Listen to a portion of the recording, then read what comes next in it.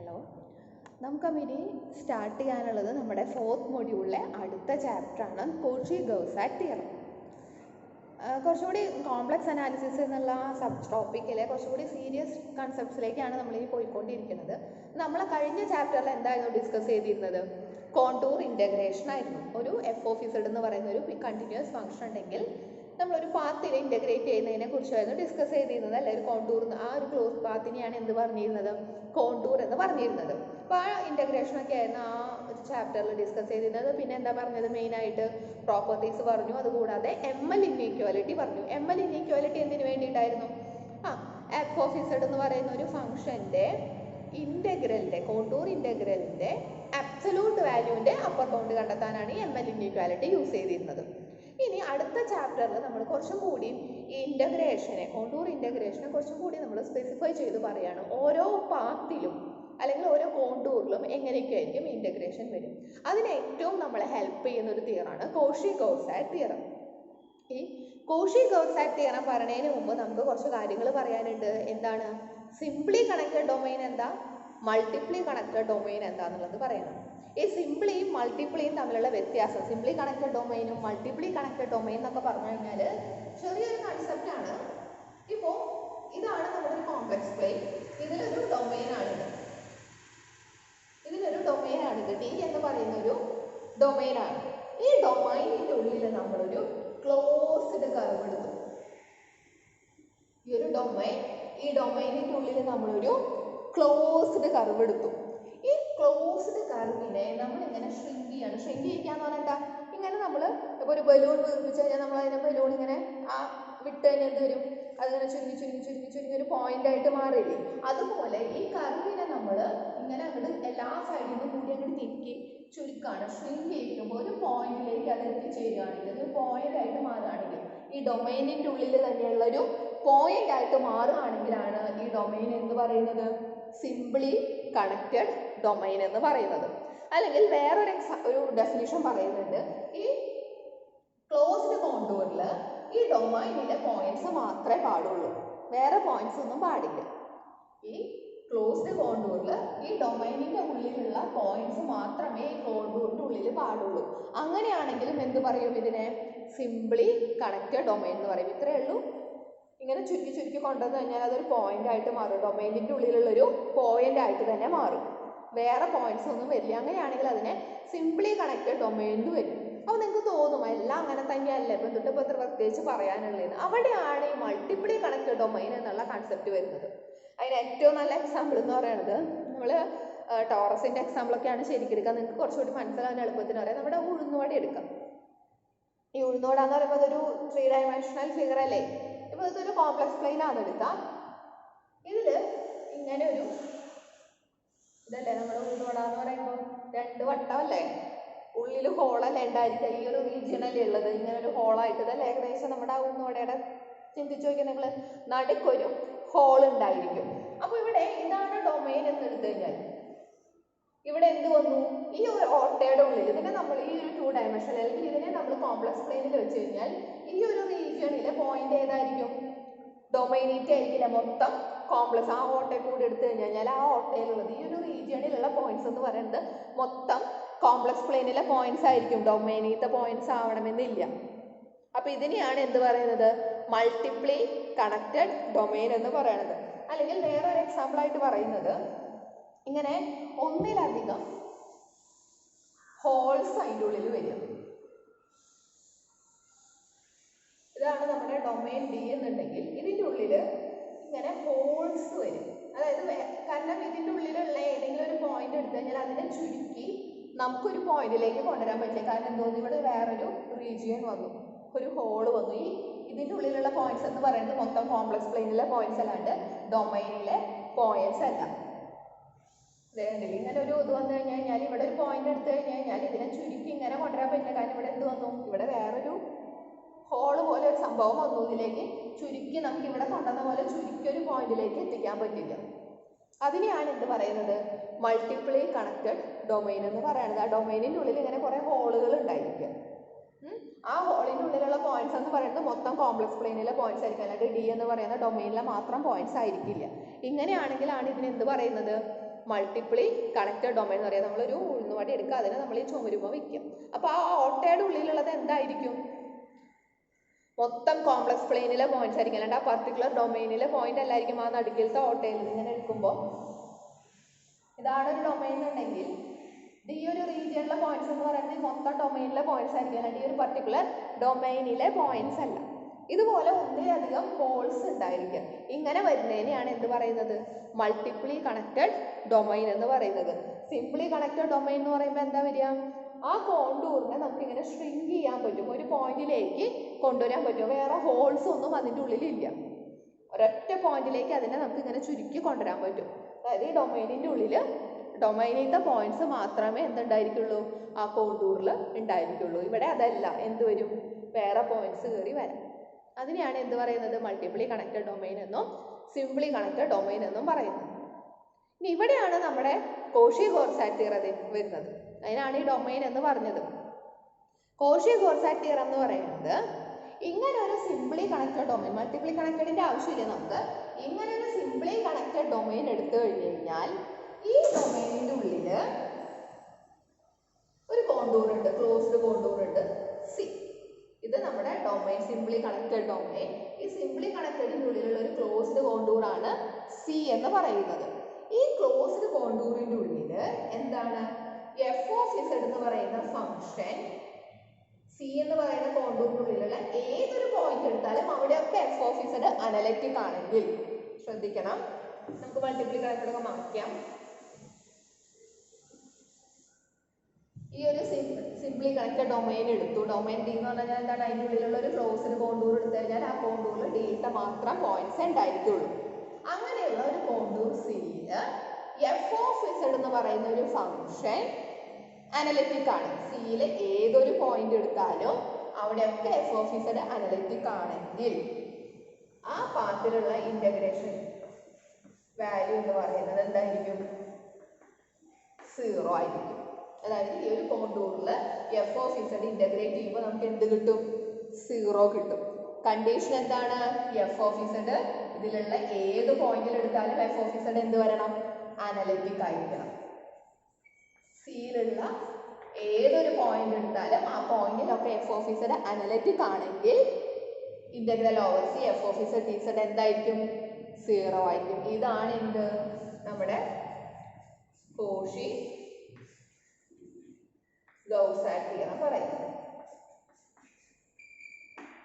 എങ്ങനെയാണ്? if D is a simply connected domain and C is a closed contour in D, then if f of z is analytic at all points in C, then we can say that integral over C f of z dz equal to 0. D എന്ന് പറയുന്നത് ഒരു simply connected domain ആണ്. അതിൻ്റെ ഉള്ളിലുള്ള ഒരു closed contour ആണ് C.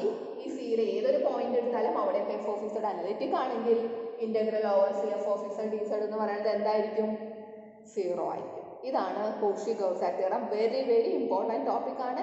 Theorem statement ആയിട്ട് ചോദിക്കാം, ഇത് റിലേറ്റഡ് ചെയ്തിട്ടുള്ള പ്രോബ്ലംസ് ചോദിക്കാം. വളരെ ഇമ്പോർട്ടൻ്റ് ആണ്. തിയറം സ്റ്റേറ്റ് ചെയ്യാൻ ചോദിക്കും. ഇപ്പൊ എന്താണ് സ്റ്റേറ്റ്മെന്റ് പറയുന്നത്? If F is A function analytic in A simply connected domain D, then for every simple closed contour in C, integral over C f of z dz equal to 0. ഇനി എങ്ങനെയാണ് ഇത് വെച്ചിട്ടുള്ള problems ചെയ്യണമെന്ന് നമുക്ക് നോക്കാം.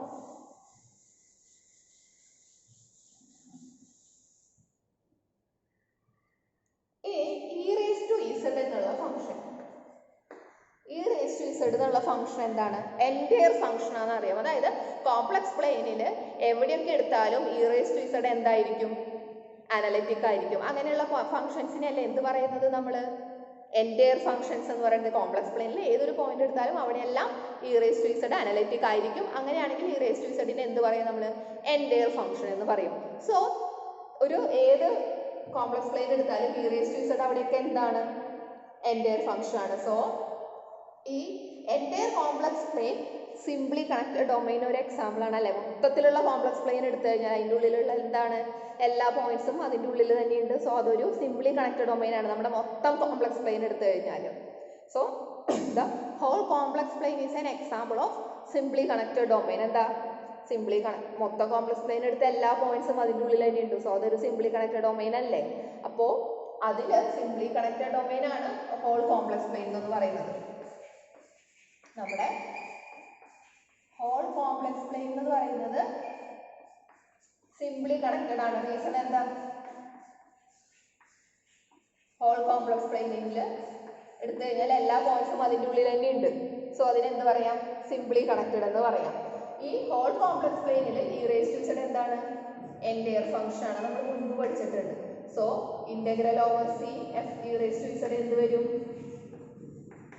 Cauchy-gaurs theorem വെച്ചിട്ട് 0 വരും.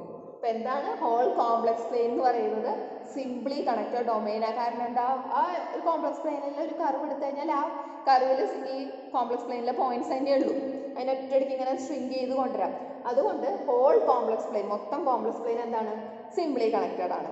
പിന്നെ നമുക്ക് എന്താ അറിയാം? ഇ റേസ് ടു ഇസഡ് എന്നുള്ളത് എൻറ്റയർ ഫംഗ്ഷൻ ആണ്. കോംപ്ലക്സ് പ്ലെയിനിൽ ഇ റേസ് ടു ഇസഡിൽ ഏത് പോയിന്റ് എടുത്താലും ഇ റേസ് ടു ഇസഡ് എന്താ? അനലിറ്റിക്. അതുകൊണ്ടാണ് അതിന് എൻറ്റയർ ഫംഗ്ഷൻ എന്ന് പറയുന്നത്. അപ്പോൾ കോഷി-ഗൗസ് തിയറം വെച്ചിട്ട് എന്ത് പറയാം? കോംപ്ലക്സ് പ്ലെയിനിലെ ഏതൊരു കർവ് എടുത്താലും അവിടെയെല്ലാം ഇ റേസ് ടു ഇസഡ് എന്തായിരിക്കും? അനലിറ്റിക് ആയിരിക്കും. So closed integral over c e raise to z D Z എന്ന് പറയുന്നത് 0 ആയിരിക്കും. അതൊരു ഇമ്പോർട്ടൻ്റ് എക്സാമ്പിൾ ആണ്. നമുക്കൊരു ക്വസ്റ്റ്യൻ നോക്കാം. അടുത്ത എക്സാമ്പിൾ എന്ന് പറയുന്നത് 1/z². 1/z². 1/z² അനലിറ്റിക് ആണ്. ഇതൊരു പോളിനോമിയൽ ഫംഗ്ഷനാണ്. പോളിനോമിയൽ ഫംഗ്ഷൻ നമുക്ക് എൻറ്റയർ ഫംഗ്ഷൻ ആണെന്നറിയാം. പക്ഷേ ഇത് റെസിപ്രോക്കൽ എടുത്തിരിക്കുന്നത്. ഇവിടെ z² ആയിരുന്നു എന്നുണ്ടെങ്കിൽ നമുക്ക് പറയാം പോളിനോമിയൽ ഫംഗ്ഷൻ ആണ്, അതൊരു എൻറ്റയർ ഫംഗ്ഷൻ ആണ്. സോ എല്ലായിടത്തും ഇന്റഗ്രൽ വാല്യൂ 0 ആയിരിക്കും എന്ന് പറയാം. പക്ഷെ ഇവിടെ 1/z² ആണ്. 1/z² എന്ന് പറയുമ്പോൾ z0 വന്നു കഴിഞ്ഞാൽ എന്ത് വന്നു? ഫംഗ്ഷൻ ഡിഫൈൻഡ് അല്ല, അതുകൊണ്ട് തന്നെ അത് ഡിഫറൻഷ്യബിൾ അല്ല. സോ അനലിറ്റിക് അല്ല എന്ന് പറയാൻ പറ്റും. അനലിറ്റിക്കിന്റെ ഡെഫിനിഷനൊക്കെ ഒന്ന് ആലോചിച്ച് നോക്കൂട്ടെ. എന്തൊക്കെയായിരുന്നു? ഫംഗ്ഷൻ ഡിഫൈൻ ചെയ്തിരിക്കണം. ഒരു പോയിന്റിൽ ഫംഗ്ഷൻ അനലിറ്റിക് ആണെന്ന് പറയണമെങ്കിൽ എന്ത് വേണം? ആ പോയിന്റിന്റെ നൈബർഹുഡിൽ എല്ലായിടത്തും ഈ ഫംഗ്ഷൻ ഡിഫറൻഷ്യബിൾ ആയിരിക്കണം അല്ലേ? അപ്പോൾ 1/z² എന്ന് പറയുന്ന പോയിന്റ് എങ്ങനെ വരും? z ഈക്വൽ ടു 0 എന്ന് പറയുമ്പോൾ ഈ ഫംഗ്ഷൻ ഡിഫൈൻ ചെയ്യുമോ? 1/0 ഡോട്ട് ഡിഫൈൻഡ് ആണ്. ഫംഗ്ഷൻ എക്സിസ്റ്റ് ചെയ്യുന്നില്ല. സോ z ഈക്വൽ ടു 0 എന്ന് പറയുന്ന പോയിന്റിൽ ഫംഗ്ഷൻ അനലിറ്റിക് അല്ല. അപ്പോൾ ഇവിടെ എന്ത് പറയാം? z ഈക്വൽ ടു 0 എന്ന് പറയുന്ന പോയിന്റിൽ ഒഴിച്ച്, z ഈക്വൽ ടു 0 എന്ന് പറയുന്ന പോയിന്റിൽ ഒഴിച്ച് ബാക്കി എല്ലായിടത്തും എന്തായിരിക്കും? ഇന്റഗ്രൽ ഓവർ സി 1/z² 0 ആയിരിക്കും. കാരണം എന്താ? ബാക്കി എല്ലാ പോയിന്റിലും ഈ ഫംഗ്ഷൻ അനലിറ്റിക് ആണ്. ഈ ഒരു പോയിന്റിൽ ഒഴിച്ച്, ഈ പോയിന്റിൽ എന്താ പറയണേ? z ഈക്വൽ ടു 0 വരുമ്പോൾ 1/0 വന്നു, നോട്ട് ഡിഫൈൻഡ് ആണ്. സോ അത് അനലിറ്റിക് അല്ല. 0 എന്ന് പറയുന്ന പോയിന്റിൽ അനലിറ്റിക് അല്ലാത്തത് കൊണ്ട് തന്നെ ബാക്കി എല്ലാ പോയിന്റ്സിലും 1/z² അനലിറ്റിക് ആണ്. സോ z ഈക്വൽ ടു 0 എന്ന് പറയുന്ന പോയിന്റിൽ ഒഴിച്ച് ബാക്കി എല്ലായിടത്തും എന്ത് വരും? Integral over C 1/z² dz 0 വരും. ഇനി അടുത്ത പ്രോബ്ലം നോക്കാം. കോഷി-ഗൗസ് തിയറം യൂസ് ചെയ്തിട്ട് ഇന്റഗ്രൽ കാണാനുള്ള ആദ്യത്തെ ക്വസ്റ്റ്യൻ. f(z) ഈക്വൽ ടു, എളുപ്പമാണ് ഈ പ്രോബ്ലം ചെയ്യാനായിട്ട്. നിങ്ങൾ ആ തന്നിരിക്കുന്ന സി എങ്ങനെയാണെന്നും അനലിറ്റിക് ആവാത്ത പോയിന്റ്സ് ഏതാണെന്നും ചെക്ക് ചെയ്താൽ മതി. എന്നിട്ട് അത് സിയുടെ ഉള്ളിലാണോ സിയുടെ പുറത്താണോ എന്ന് ചെക്ക് ചെയ്താൽ മതി. എന്താ വേണ്ടത്? നമുക്ക് സിയുടെ ഉള്ളിലുള്ള ഏതൊരു പോയിന്റിലും ഫംഗ്ഷൻ അനലിറ്റിക് ആണെങ്കിൽ integral over c f(z) dz equal to 0 ആണ്. അതായത് സിയുടെ ഉള്ളിലുള്ള എല്ലാ പോയിന്റ്സിലും എന്ത് വേണം? ഫംഗ്ഷൻ അനലിറ്റിക് ആയിരിക്കണം. ഇവിടെ തന്നിരിക്കുന്ന f(z) z² പ്ലസ് 9, സി എന്ന് പറയുന്നത് mod z minus 1 equal to 1. ഇതെന്തായിരിക്കും? ഇതെന്താണ് സംഭവം? റേഡിയസ് ഈക്വൽ ടു 1, സെന്റർ എന്ന് പറയുന്നതോ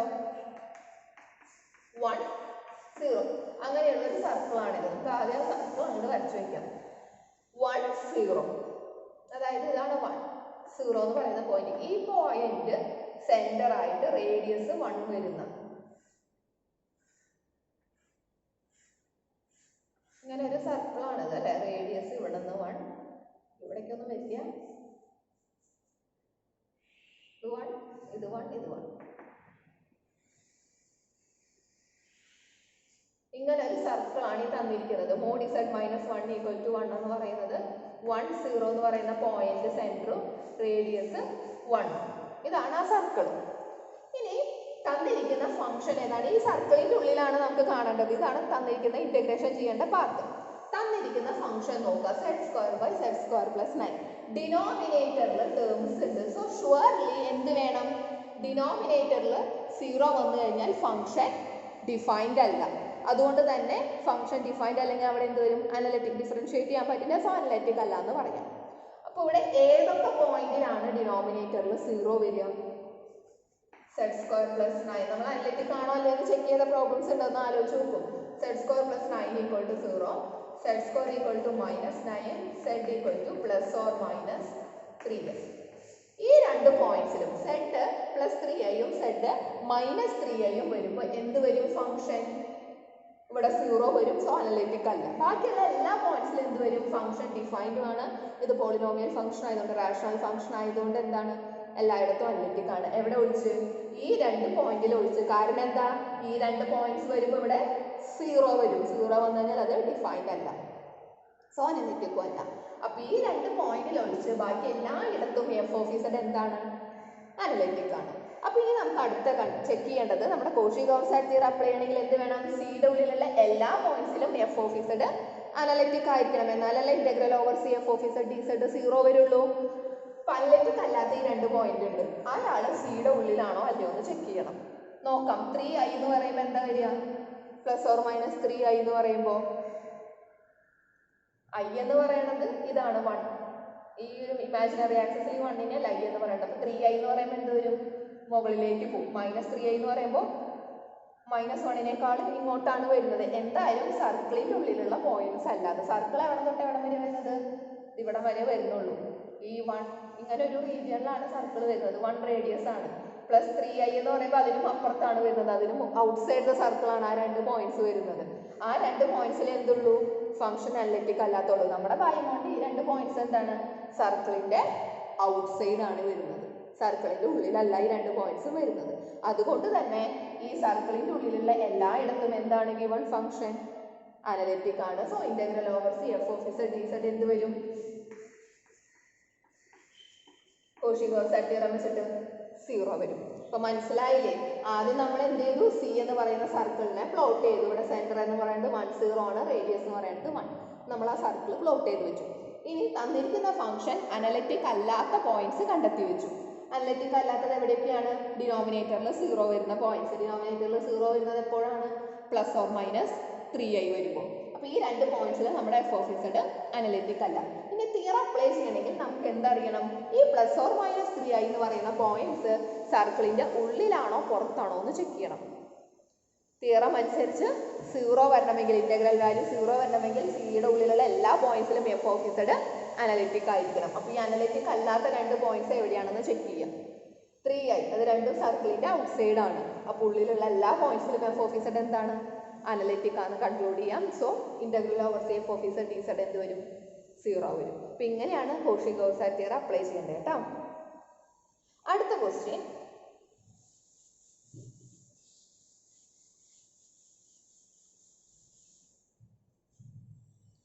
f(z) = tan z. ഇന്റഗ്രേറ്റ് ചെയ്യേണ്ട sir c = mod z = 1. mod z = 1 എന്ന് പറഞ്ഞാൽ ഏതാണ് സർക്കിൾ? ആ റേഡിയസ് 1 തന്നെ, പക്ഷെ ഒറിജിൻ എങ്ങോട്ട് എവിടെ വരിക? 0. ഇതാണ് ആ സംഭവം. mod z = 1, റേഡിയസ് 1 സെന്റർ ഒറിജിനും ആയിട്ടുള്ള സർക്കിൾ. ഇനി ഫംഗ്ഷൻ തന്നിരിക്കുന്നത് tan z. tan z നമുക്ക് എങ്ങനെ എഴുതാം? sin z cos z എന്ന് എഴുതാം. അപ്പോൾ എന്ത് വേണം? f(z) അനലിറ്റിക് ആവാത്ത പോയിന്റ്സ് കണ്ടെത്തണം. അനലിറ്റിക് ആവാത്തത് എപ്പോഴൊക്കെ ആയിരിക്കും? ഡിനോമിനേറ്ററിൽ 0 വരുമ്പോൾ. ഡിനോമിനേറ്ററിൽ 0 വരുമ്പോൾ ഫംഗ്ഷൻ ഡിഫൈൻഡ് അല്ല. അപ്പോൾ അവിടെ ഒന്നും അനലിറ്റിക്കും അല്ല. അപ്പോൾ എവിടെയൊക്കെയാണ് 0 ആവാത്തത്? cos z 0 വരുമ്പോൾ. cos z എപ്പോഴൊക്കെയാണ് 0 വരിക? z-ന്റെ വാല്യൂസ് എപ്പോഴൊക്കെ വരുമ്പോഴാണ്? z = ±π/2, ±3π/2, ±5/2. അങ്ങനെയുള്ള പോയിന്റ്സിലൊന്നും എല്ലായിടത്തും cos z 0 വരും. cos z 0 വരുമ്പോൾ ഫംഗ്ഷൻ എന്താവും? അനലിറ്റിക് അല്ല. അതായത് ഫംഗ്ഷൻ അനലിറ്റിക് അല്ലാത്ത പോയിന്റ്സ് ആണ് ഇത്. ±5/2, ±3π/2 അല്ല. ഇനി നമുക്ക് കണ്ടെത്തേണ്ടത് ഈ പോയിന്റ്സ് നമ്മുടെ പാത്തിന്റെ ഉള്ളിലാണോ പുറത്താണോ എന്ന് നോക്കണം. അപ്പൊ എന്ത് വരും? ഇതെന്ന് പറയണത് പ്ലസ് ഓർ മൈനസ് 5/2. ബാക്കിയെല്ലാം 5/2ന്റെ മൾട്ടിപ്പിൾസ് അല്ലേ. അപ്പൊ 5/2 എന്നുള്ള പോയിന്റ് എന്താ വരിക? It is always greater than 1 അല്ലേ. 3.14/2 ഗ്രേറ്റർ ദാൻ 1 ആണ്. 5/2 എന്ന് പറയുന്നത് എന്തായാലും ഗ്രേറ്റർ ദാൻ 1 ആണ്. അങ്ങനെയാണെങ്കിൽ അതിന്റെ മൾട്ടിപ്പിൾസ് ഒക്കെ എന്ത് വരും? അതിനേക്കാൾ കൂടി പോകും. ഇവിടെ സർക്കിളിന്റെ പുറത്തേക്കാണ് ഈ പോയിന്റ്സ് എല്ലാം വരിക. സർക്കിളിന്റെ ഉള്ളിലൊന്നും തന്നെ ഈ പോയിന്റ്സ് ഫംഗ്ഷൻ അനലിറ്റിക് അല്ലാത്ത പോയിന്റ്സ് ഒന്നും തന്നെ സർക്കിളിന്റെ ഉള്ളിൽ വരുന്നില്ല. സോ എന്ത് വരും? ഈ സർക്കിളിന്റെ ഉള്ളിൽ ടാൻ ഇസഡ് അനലിറ്റിക് ആണ് എല്ലായിടത്തും. അതുകൊണ്ട് തന്നെ ഇന്റഗ്രൽ ഓവർ ടാൻ ഇസഡ് എന്ത് വരും? 0 വരും. ഇപ്പൊ ക്ലിയർ ആയില്ല? എങ്ങനെയാ ചെയ്യേണ്ടതെന്ന് ആദ്യം തന്നിരിക്കുന്ന പാത്ത് വരയ്ക്കാം. Then F of Z analytic അല്ലാത്ത പോയിന്റ്സ് കണ്ടെത്താം. ആ പോയിന്റ്സ് സർക്കിളിന്റെ ഉള്ളിലാണോ ഔട്ട്സൈഡ് പുറത്താണോ എന്ന് കണ്ടെത്താം. പുറത്താണെങ്കിൽ സർക്കിളിന്റെ ഉള്ളിൽ എല്ലായിടത്തും അനലിറ്റിക് ആണെന്ന് പറയാം. So integral over f of Z D z 0 വരും. ഏതെങ്കിലും ഒരു പോയിന്റ് സർക്കിളിന്റെ ഉള്ളിലാണ് വരുന്നതെന്നുണ്ടെങ്കിൽ, അനലിറ്റിക് അല്ലാത്ത ഏതെങ്കിലും ഒരു പോയിന്റ് ഉള്ളിൽ വരുന്നുണ്ടെങ്കിൽ അവിടെ തിയറം അപ്ലൈ ചെയ്യാൻ പറ്റില്ല. കാരണം തിയറം പറയുന്നത് എന്താണ്? എഫ് ഓഫ് ഇസഡ് സിയുടെ ഉള്ളിലുള്ള എല്ലാ പോയിന്റ്സിലും എന്ത് വേണം? അനലിറ്റിക് ആയിരിക്കും. എന്നാൽ മാത്രം integral over C F of Z D z 0 വരും. ക്ലിയർ ആവണല്ലേ എങ്ങനെയാന്നുള്ളത്? ഇനി അടുത്ത ക്വസ്റ്റ്യൻ,